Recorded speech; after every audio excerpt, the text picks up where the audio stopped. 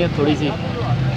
अच्छा जी, एक सवाल करना है, एक सवाल करना है और इकट्ठी करना है। ओके। बिस्मिल्लाहिर्रहमानिर्रहीम, अस्सलाम वालेकुम। मैं हूँ उस्मान खाकी और आप देख रहे हैं डेली टॉक। मैं इस वक्त यंग और दबंग किस्म के एंकर पर्सन इमरान खान साहब के साथ मौजूद हूँ। आप जैसा कि जानते हैं कि इस वक्त पाकिस्तान का बहुत सा हिस्सा सैलाब की नज़र हो चुका है। उस हवाले से इमरान रियाज खान साहब ने यहाँ पे एक कैंप लगाया हुआ है।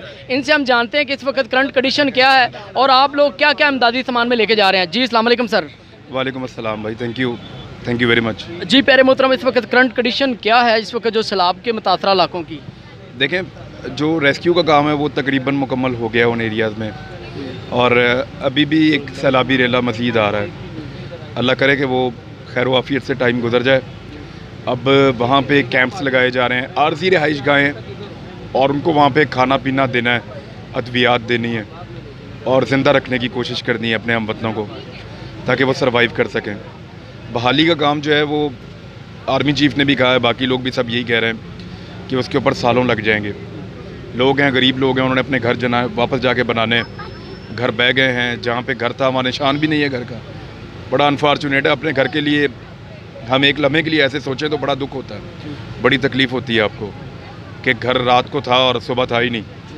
तो और प्यारे भी उनके बिछड़ गए हैं।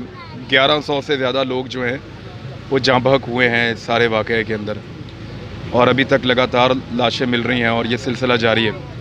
अल्लाह ताला ये आजमाइश अब टाल दे हमारे ऊपर से, मुश्किलात अल्लाह ताला आसान करे।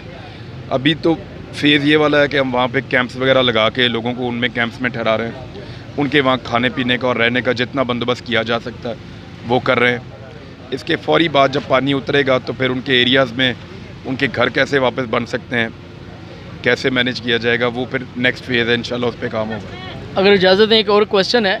एक मैंने मूवी देखी, उसके अंदर ना एक लड़की की इज़्ज़त लुट रही होती है। वो माँ पुलिस वाले को कहती है कि मेरी बेटी की इज़्ज़त लुट रही है तो आके बचाएं। तो पुलिस वाला कहता है कि अभी लुट रही है, लुटी तो नहीं है, जब लुटेगी तब बताइएगा, तब आऊँगा। वही बिल्कुल same situation Pakistan federal government की भी है। उसके ऊपर आप क्या कहेंगे? जब तक लोग डूब रहे थे, मुकम्मल डूब नहीं गए, तब तक किसी को इस चीज़ का एहसास नहीं हुआ था। उसके ऊपर आपका क्या कहना था?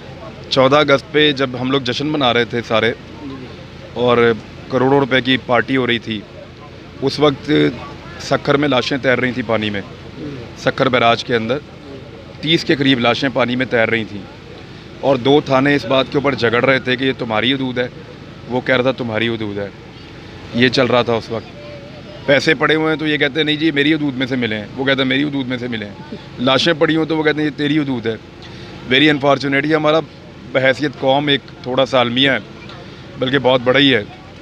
4 महीने पहले मेट ऑफिस ने बाकायदा इंटरनेशनली भी पाकिस्तान को आगाह किया गया था।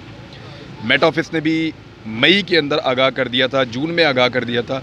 उससे पहले अप्रैल में भी आगाह किया गया था कि इस मरतबा बारिशें बहुत ज़्यादा हैं, बड़ी तबाही आएगी, खुदा न खास्ता बंदोबस्त करें। आप लोग सारे जर्नलिस्ट हैं, आप लोगों ने कोई बंदोबस्त देखा? अगर आप लोगों ने देखा है तो मैं माजरत चाहता हूँ, मुझे नज़र नहीं आया। बिल्कुल। थैंक यू वेरी मच भाई, थैंक यू। बहुत शुक्रिया। जी भाई। तो हाफिज सईद साहब को अगर जी जी ओके यार भाई, इधर भाई, कैमरा मैन दोनों ही एक जैसे हैं। अच्छा प्यारे मोहतरम, मुझे ये बताइए, अगर हाफिज साहब को अगर वो रिहा कर देते तो उसका भी बड़ा ज़्यादा फ़ायदा होता लोगों को अमदाद करने में। क्या ख्याल है इसके बारे में?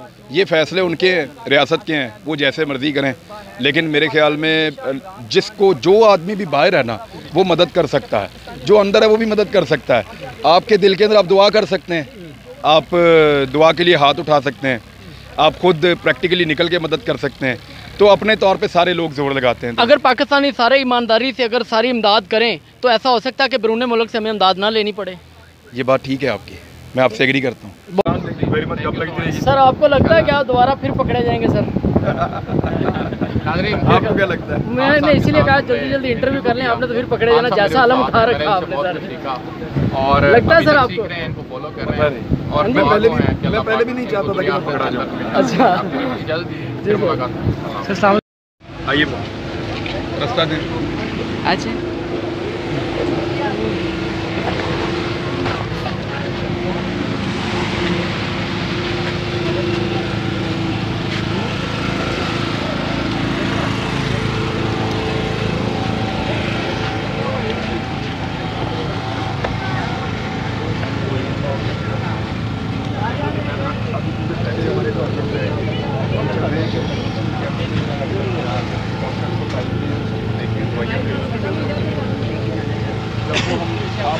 इसमें रफ्तार देख लेगा।